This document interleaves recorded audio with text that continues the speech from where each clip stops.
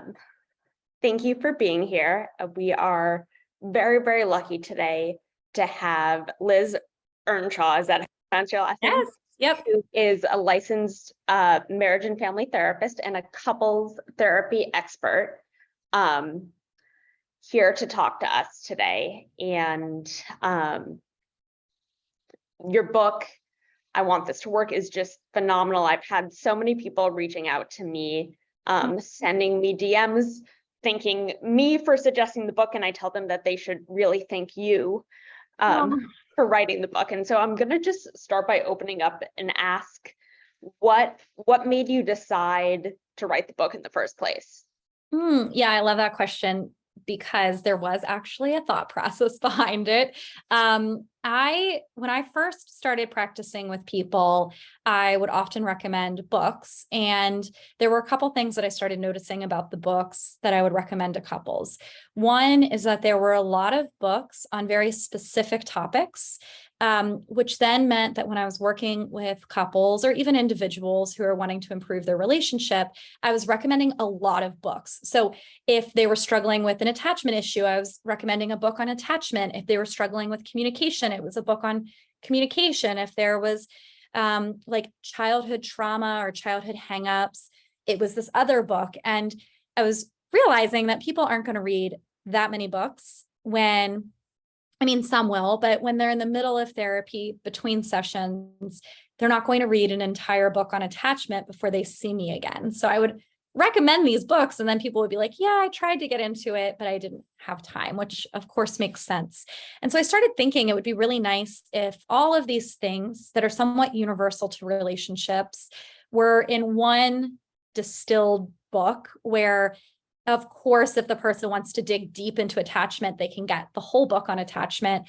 But if they just want to kind of get the gist of it and understanding enough of the language to talk about it in therapy or talk about it with their partner, there could be a chapter about that.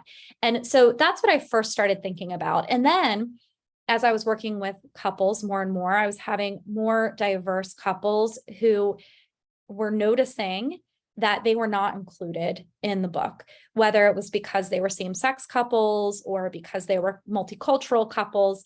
When they were reading books, the examples of the couples were often straight and very clearly kind of like white presenting couples, and they were feeling kind of left out of these books. And so when they would come in after they read a book, they'd say, this book was really, really great. But does it apply to me? There was not one example of a couple like me. And some of it would even be things like there was no example of a couple where it's the woman in the relationship who might be the breadwinner, But so then it became really important to me and felt like a no-brainer that the examples within the book should really show how these things are universal for couples, regardless of what the makeup of the relationship is. And just to give you kind of some background on how this book club even began, and it's going to be helpful for me to hear your answer, is this: I started the Sarahpist during my clinical psychology internship. And when I was just really feeling defeated by seeing how long waiting lists were for therapy, I was working at a hospital where there were 300, 400 people waiting lists. And, a lot of people didn't know where to look for therapy. And I started the Instagram account with the intent of disseminating information on how to find a therapist in the first place.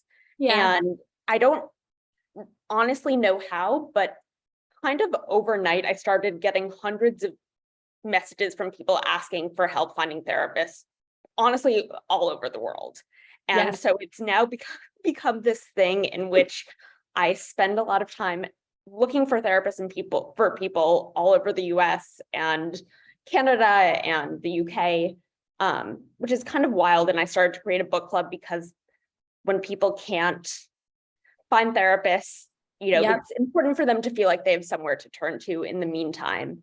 And all that to say, a common question that I get is someone saying to me, I don't know if I should go to individual therapy or I should go to couples therapy.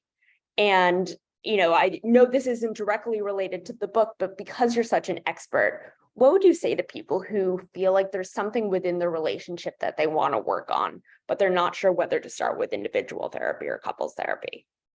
Yeah, I think that comes up a lot, and really depending on the issue, there's probably a different answer. I would say my general answer is that in some ways you can't go wrong in either direction, unless there's like a very specific thing going on where it's like very clear that you should probably be by yourself to talk about something.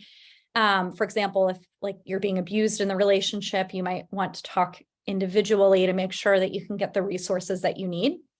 But what I found is that sometimes the catalyst to a lot of individual healing comes from couples therapy. So I've met with a lot of people, and not just romantic couples, like just dyads in general, people coming in with their friends or their mom or their sister or their brother, whoever it is. But that there's something about going into a space with another person that knows you, that is different than going into a space by yourself. And I work with individuals and couples. And one of the most amazing things that I've witnessed is I will work with an individual for a year, and then their partner will come in with them one day. And all of a sudden, I have a completely different picture of what is happening in this person's life, because we are not our best historians. We are not always able to describe completely what's happening in our relationships and in the world around us. And sometimes what will happen is maybe somebody will have been covering for their partner the entire time we've been talking, right? And we'll be talking and they're really great. It's not them, it's me. I'm not good at setting boundaries. I'm not good at sticking up for myself. I just am not a kind enough partner. And then their partner comes in and I'm like, actually, you seem pretty good at setting boundaries. They don't seem great at respecting them. So what does that mean? Or it could be the opposite. It could be, my partner is not nice. They're a jerk, da, da, da, da, da. And then like we all meet together and I'm like, yeah, there's some things that kind of seem like not great. And also I can see some other dynamics happening here. And so having this other person creates this opportunity to have other people reflect to you what's actually going on, the therapist and also your friend, your partner, whoever else it is. A lot of the time when I meet with couples, one of the people, at least in the relationship, is not into the idea of therapy. Yeah. And the idea of couples therapy might have felt like, okay, fine, I'm going to do it because my partner is going to leave me if I don't, or they're going to be mad. But then they go to couples therapy and then they're suddenly comfortable with the idea. So what I find is they don't tend to be static. It's like if you go to individuals, sometimes you'll move out of that into couples, but sometimes you go to couples, you do that for a couple months, and then you're like, you know what, let's do some individual work too. Yeah, I think that's a really good way to describe it, and really highlights that there's no one size fits all answer. Although it would be nice if there was, so that you could tell people and there would be an easy way to. It would be an easy way, but I do think whatever way you choose, as long as you're confident in your therapist, it's going to take you in a direction, and it might take you away from couples therapy or towards it or whatever, but it's going to take you in a direction that somehow is helpful to you. And related to that, this idea that often in couples therapy, there's one person who is really engaged in the idea of couples therapy and the other person who's just kind of coming along. One member of the book club wanted to know what you would tell couples in which one person really wants it to work, and the other person isn't so committed to do the work. Is it as easy as it's not going to work out then? Or what would you say to the person who's really committed to trying to make it work? Well, I'm sure like from a therapist perspective, it's very hard to just give a one size fits all answer. Yeah. I think like Instagram memes would say something like, just leave them, or if they're not committed. Yeah. But there's obviously a lot of complexities. One thing that I would say is it's very common for one person to be very into doing therapy, or not into it, but motivated, and the other person to seem demotivated in a relationship. That is not a sign within itself that your partner doesn't love you, that they're not committed, that they don't care. there's often a lot of things underneath that. Sometimes what's underneath that is like truly they're not willing. And that's a bad sign. Like if deep down they truly are like, I don't really want to work on this. There's nothing that I don't care how you're being impacted. I don't care if things are crappy for you. I'm not doing anything. That's a problem. But sometimes underneath not listening to the podcast with you or not going to therapy with you is a fear. And so one thing that I think is important is to try to figure out, like, is this a fear or is it a lack of willingness? The fear is often they want me to do this because they're trying to drop a bombshell on me. So the only reason they're inviting me to couples therapy is because we're going to go and they're going to tell me that they had an affair or that they want to divorce me or that I'm disgusting to them. And so it's scary because I don't know why they want to do this. The other reason is a fear of shame, a fear of being judged. So we're going to go in front of this therapist and they're going to tell me that I suck and that I'm not doing a good job and I don't want to be judged. And another is a fear of making things worse. And so if you've been trying to work with somebody on improving the relationship and you're thinking, I've tried everything. I try to get them to, this is what I hear from people. I've given them a book to read. They haven't even started listening to the audiobook. I send them podcasts every week and they won't even do that. I told them we could go to couples therapy, but if they don't even pick up a book, they're not going to go to couples therapy with me. The first thing I would say is slow down a little bit, because throwing more options at the person is actually going to bring up more anxiety and fear. It kind of becomes the pursuer avoidant dynamic. Yeah. And what to do instead is to pause and to share what you're noticing about this process. So saying something like, I'm noticing I'm doing all of the work here. I'm noticing that I want things to get better for us, that I've been bringing up that I'm unhappy. I'm sending you articles to read. I'm looking up therapists, and you don't seem to be interested, but I'm not really sure if that's what this is. But what I'm observing is you're not reading them. You're refusing to go to couples therapy. And what that means to me is, and talk about what it means to you, not what that means about you. So we usually say what that means about you. So instead of what that means about you is you're a jerk, you don't care about me, da, da, da, da. What that means to me is that when I am sharing that I'm unhappy or that I have ideas for how to fix this, that for some reason those aren't landing for you, and for some reason that those aren't motivating for you. And I'm curious, is that what's going on? Or is this something else? Like, I'm unhappy. I want to be happier. What is going on? Why are you blocking this? However, if you try to have these conversations, you're trying to put on all this effort, and the other person, I have a personal example of this. My husband kept blocking us going to therapy after our child was born. And I said to him, I'm telling you that there's a problem. And like, does it just not matter to you that there's a problem? And he was like, no, the reason I don't like to go is because I don't like to be judged by other people. That is different than being unwilling, right? And I talk about like willingness and willfulness. Yeah. That is like, oh, I can understand that. If we go and you feel judged, we won't go back. Like, we don't want a judgmental person. But if my husband would have said, I honestly just don't care. Like, if you have a problem, you have a problem and you need to learn how to get over it. That would have been willfulness. And that would have been maybe the moment that I would have to say, well, then I have to reevaluate if we can be together, because I need you to care about my happiness. Right. I think that makes a lot of sense. And I think it's important, especially when we're hurting or we're stressed out or overwhelmed, to assume that the other person doesn't want to put in the work and to make just assumptions general, right? That's right. Often how humans work, and to realize that our assumptions might not always be valid, and it's always worth it to ask what's going on, ask what are you afraid of, or are you afraid, and not jump to any kind of conclusions.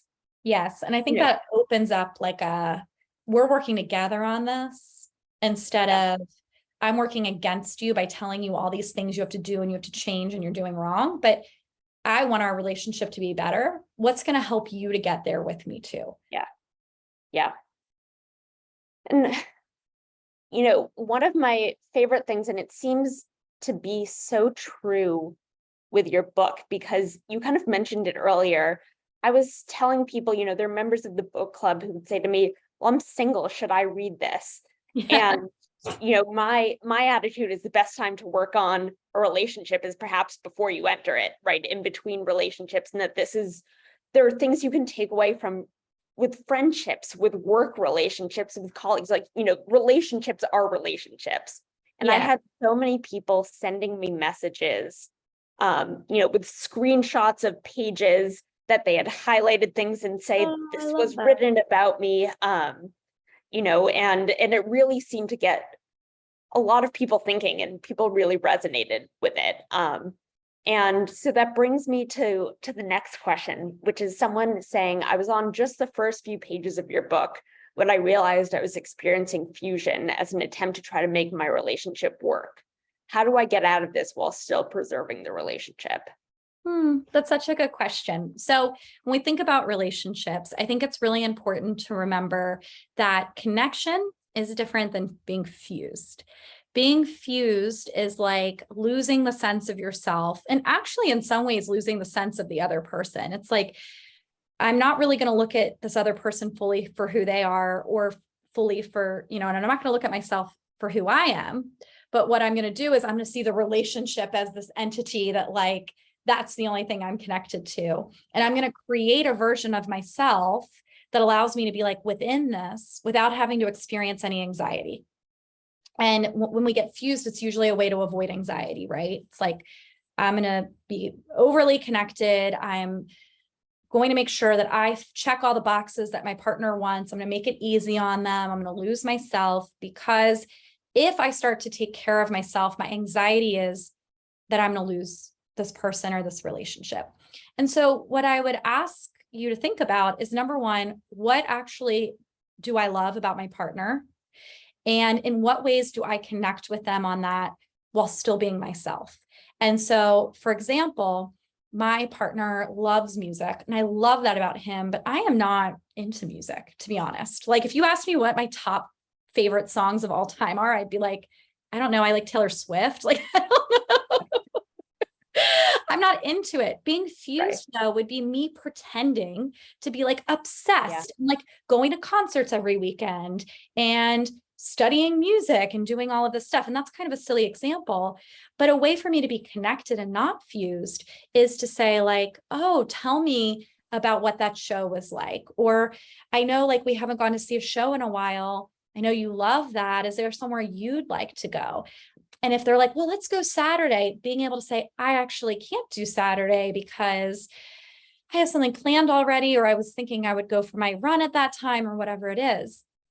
So how are you connecting with them on the thing they like, or the stuff that they like, and who they are as a person, without sacrificing you?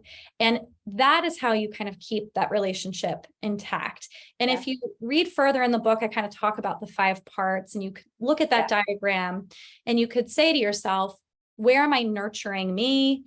Do I have, like, is there comfort in me sometimes saying, I'm sorry, I can't? If my husband comes up and I have something I have to do later this evening, I've already committed to it, and he's like, I don't really want you to go because there's my favorite show coming on tonight. Am I able to say, I would love to watch it with you, but for me, I've already made this plan? And so really thinking about your boundaries, but also how do you keep sight of them and still show them love and kindness? Yeah. And I think, I don't remember if it was the same part that this person is talking about, but the sense that some people have that they have to experience relational loss or self-loss, and that Yes. that like in a healthy relationship, you don't have to sacrifice one for the other, and I feel it's so common, whether it be clients of mine or friends of mine, to talk about how early on in dating, they're trying to show their best self. Yes. And just trying to show this specific image to the person they're dating, and a fear of what is the person going to think when they know all of me. Yeah. And that's not exactly fusion, but in a way it's a similar idea of not being authentic to who you are. And, I think you would agree is not conducive to any kind of long-term healthy relationship, feeling like you only have to show one side of yourself. Absolutely. And it actually ends up leading to upsetting events, right? And it ends up leading to feelings of betrayal. If you're fused with this person, it's not going to last that way. What's going to happen is you'll eventually get resentful, and then you'll be honest about the parts of yourself that you've lost. But that's actually going to hurt your partner, because your partner has been taking you at face value. They've been thinking, oh, well, you always told me that you were okay spending money this way, but now you're telling me you hate that. Yeah. And I feel like I've been misled. Or you told me that you were okay with it if we had another kid, and now you're telling me you're mad at me for having this other kid. And the only reason you did it was because you were afraid of losing me, or, feeling that I would be upset with you. But now I feel even more hurt, because I feel like we made this decision based off of you giving me information that wasn't accurate. And so the more honest you can be about what you feel comfortable with, what you need, what you're thinking about things. And of course, we have to woo in the beginning a little bit. Don't be like overly honest. We don't need to tell people that we're like pooping or anything like that. You can like hold off on like some things, but being honest about like where you're at, what you like, what you can and can't do is really important in the beginning, because it becomes harder and harder to unravel as time goes on. Yeah. And I think, to your point, there's a difference between selecting what you're sharing with someone at the beginning and feeling like you're not honestly being yourself. I think that's a really good point. Like, it's okay to keep things private. I think that's the part that can get confusing to people, is it's like, oh, well, am I supposed to always share everything I'm feeling and thinking and all of that? Right. But you have to feel like you're doing it for you, because it's within your integrity, and not like you're kind of fusing into this other person. I can think back to when I was dating, and I knew when I was doing the thing, right? Like, I'd be like laughing at jokes that I don't think are funny. I would agree to go on dates at 11 p.m. on a Friday night, even though I had already had plans, but I would like quietly cancel all the plans. And I knew it. Like, I would be like, why am I doing this? In the back of my head, why am I saying I'm interested in this thing? Or why am I hanging out with you during a time that feels awful for me? Why am I saying, oh yeah, I don't know if I want kids either in the future, even though I knew I wanted them. And so it's when you know it, right, in the back of your head, that's when you need to come forward and be able to say, I really respect that, like, you think you don't want kids. What's true for me though is I do want them. And I'm wondering, like, what do you think about that? Or I get that you don't make plans until last minute, but I already had plans. And if I just cancel them and go with you, that's not going to feel good to me. So I would love to hang out with you on Sunday, but I'm just not able to today. Yeah. Yeah. That being accommodating is not always a good thing. And it's not always just accommodation. Right. And I think we can be accommodating without losing ourselves. Sometimes, like, there might be days where you do say, you know what, I love your last minute invitation and I am going to cancel, but that's coming from me because this feels good to me. And it's not coming from the anxiety I'm going to lose you if I say no. Yes. I know that I know that even if I say no, you're okay with it. But I want to go to the concert my husband invited me to last minute. And so I'm going to cancel the CEU that I was going to go to because this feels good. It's a big difference is how it feels inside. Yeah.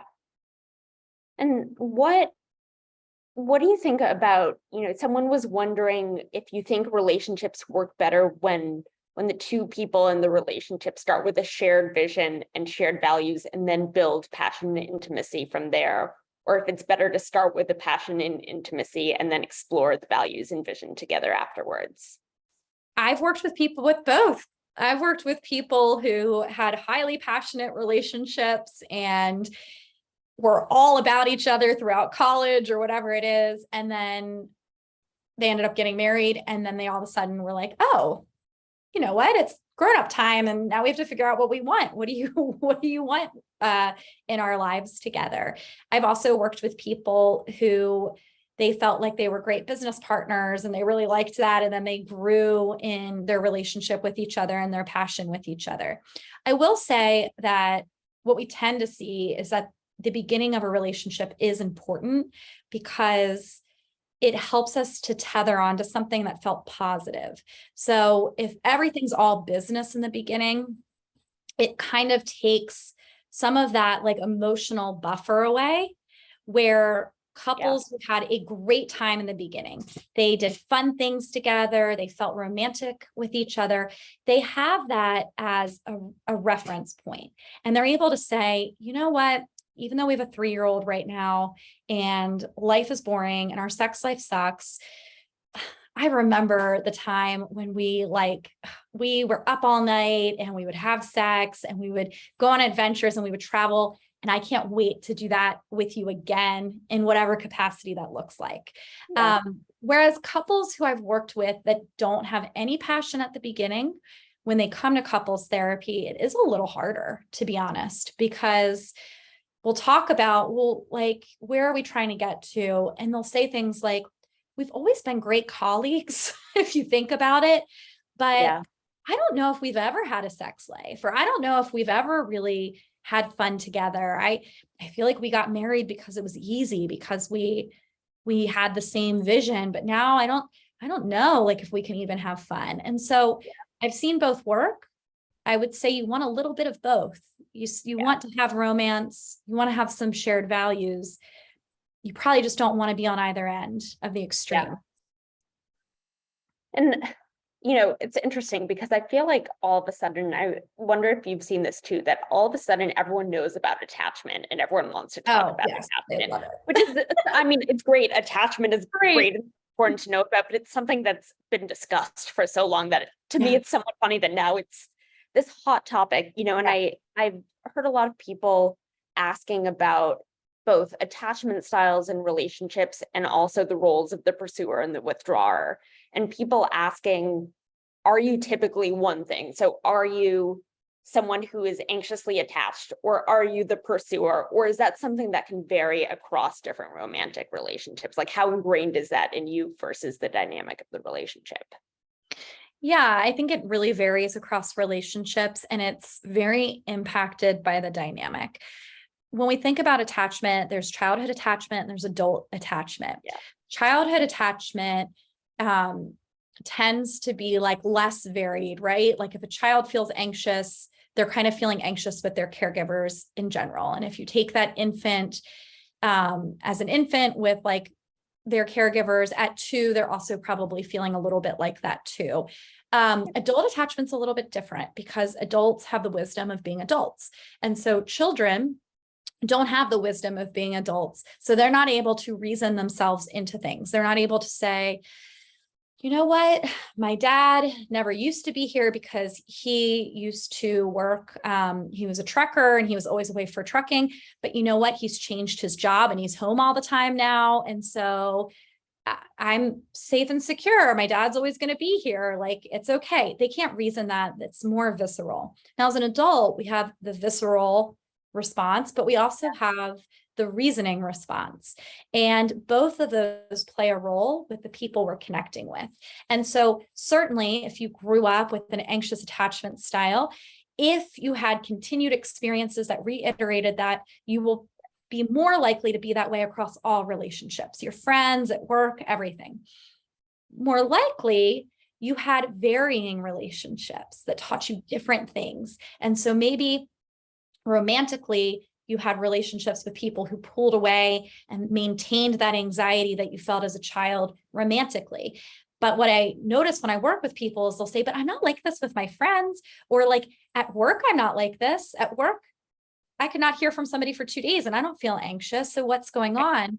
And it has to do with the patterns you've seen in the world. So maybe you grew up with friends who were responsive, or you grew up having jobs where you trusted your colleagues or whatever it is. And so all of those experiences create what's called like earned adult attachment.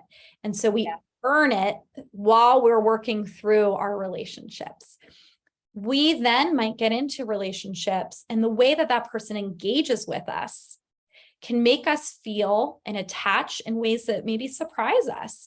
I tended to be more on the anxious side with most of the people that I was dating. Never my friends. I always felt very confident with them, Right. but with the people I was dating. And I was the type of person where, like, if I didn't hear from them for like 2 hours after work hours, I'd be like, they don't like me. Why haven't I heard from them? And then I would get a message that was like, Liz, I've been thinking about you all day. Like, I'm so annoyed. The hospital kept me late, and I hope that everything's going okay. And whew, I'm sure if any of you are anxious, you know what I'm talking about. All of a sudden I'd be like, oh, everything's fine, even though I've been torturing myself for hours.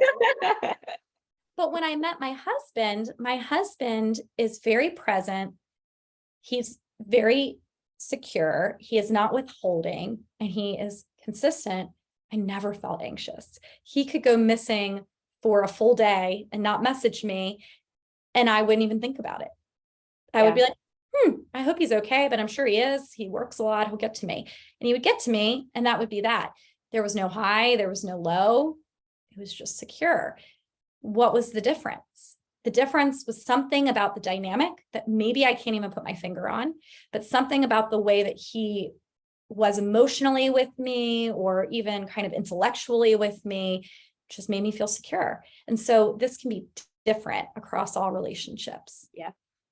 And I'm mindful of time, and I'm sorry for keeping you long No, we're because of fine. technology problems. I think one question, something that I always struggle when people ask me about, is whether you believe in the right person at the wrong time, or whether you really believe that timing is everything. And it's something that I always struggle to know how to answer. What are your thoughts on it? It's the same as I'll always say, is it depends. Human beings individually are so complex. So I think it's so important we learn to embrace the reality that then relationships are doubly, triply, quadruply complex. There's not one size fits all for individuals who are working on themselves, trying to figure out how they feel about things, how they want to behave, what's the right time for what. So adding another person into the mix makes it even more complex. There's even less of a one size fits all. Again, I've worked with people where it totally was the right person, the wrong time. I can think of somebody specifically. They met in college. They both got amazing job opportunities across the country. They were both emotionally immature at the time, and they weren't able to talk about their feelings. They didn't know how to express how hard it was for them to be distant. They had lots of fears about settling down too young. They did stupid things. They dated other people, a whole bunch of other things. They didn't see each other for 10 years. They got married 10 years later. They ran into each other somewhere. They both had matured, had experiences, could communicate. They've now been married actually for 10 years, kids, and it was the right person at the wrong time. I've also met with a lot of people where it's just the wrong person. And sometimes this is where, as therapists, we wish we could give you an answer, because the nuanced answers unfortunately give people in a bad situation a carrot. Yeah. That feels like it's dangling. And I don't want it to be that. When you're in a bad situation, sometimes you'll use nuanced approaches to keep yourself in it. And I even did that with this relationship. Was a friend of mine. And when they got together, I remember being like, well, maybe my bad relationship one day will become more mature and da da da da da. And I kind of held out because of that. That's where we have to be able to hold nuance and complexity and still make decisions for ourselves without knowing a fact. And I think that as mental health has kind of exploded in popularity to discuss, one of my biggest concerns is that the sound bites for it are hot takes that are, you're talking about attachment. You are anxiously attached. You are avoidant. You should only be with a secure partner. And what we know is that none of that is an absolute. And that instead you have to be willing to look at the information, to recognize patterns, to recognize how things are making you feel. And then the hardest part is you have to make decisions based off of absolutely no concrete information about whether it's totally right or it's totally not right. Yeah. And that's really hard. And so when it comes to this right person, wrong time, I think the best thing to do, if that's the case, is to say, maybe, but it's the wrong time. And so what do I do for myself to still live life? And if one day it's the right time, maybe, but I still have to live life and I still have to keep myself relationally and individually healthy. And what do I need to do for that? Yeah. And again, I want to be mindful of wrapping up because I'm sorry for all the technology problems we experienced. I like to ask all of the authors who come speak, what are you reading now? What do you suggest to a crowd of people who are hungry to read more and learn more about themselves and enjoy it while they're doing it? Actually, about to start this book. It's called Overthinking About You. Have you read it? No. It seems really good. I actually talked to the author a few months ago. You're welcome, Jillian. Thanks for being here. It's called Overthinking About You, Navigating Romantic Relationships When You Have Anxiety, OCD, and Depression. And so far, I've really liked it. And so if anybody listening kind of overthinks their relationships and fuses in their relationships, this could be like that deeper dive into what can you do about that so that it's not controlling your life or the way that you relate to other people. And what, like, if you, and this is so hard, if you had one takeaway that you wanted people to take away from, I want this to work, what would it be? And I mean, there are so many phenomenal takeaways that I hate limiting it to one, but what would you hope the person reading it walks away with? Well, I think that the thing I really want you to walk away with is that in a healthy relationship, things are not always perfect. It's not always completely equal. You're not always going to be on a high and they're going to be on a high at the same time. But that overall, when you're thinking about the relationship, you feel comfortable enough to be yourself and to get what you need and to ask for respect and to have enjoyment and pleasure in life. And that you also still have the capacity to wish that for the other person too. I think unhealthy dynamics are when we either forget ourselves or we forget the other person. I say that a lot in the book.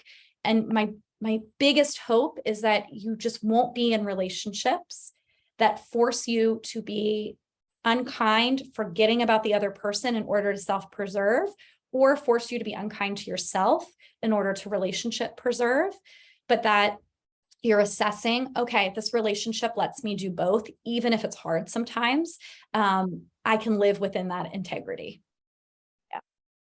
And for people who read the book and loved it and feel like they're better prepared to succeed in their relationship because of you and your wonderful writing and your really accessible writing too. I always appreciate with books like this, how, you know, even people who are part of the book club who have never been to therapy and don't consider themselves well-versed in, you know, mental health language or anything like that, feel like they're able to understand so much. You know, for people who just want to consume more information from you, what else can they look out for from you? Yeah, so the easiest place is probably going to my website, which is elizabeth.earnshaw.com. That is where you can find like all of my stuff. So you can find the articles that I write for Fatherly, you can find my book, you can find my Instagram account link.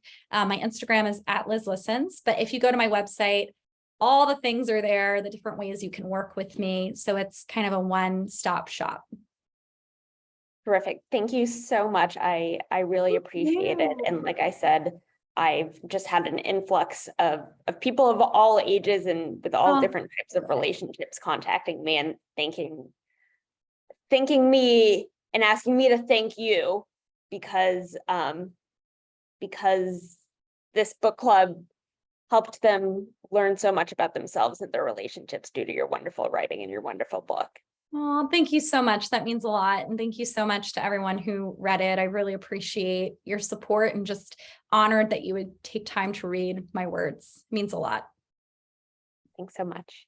Thank you. Okay. I don't know how to stop the recording now. There we go.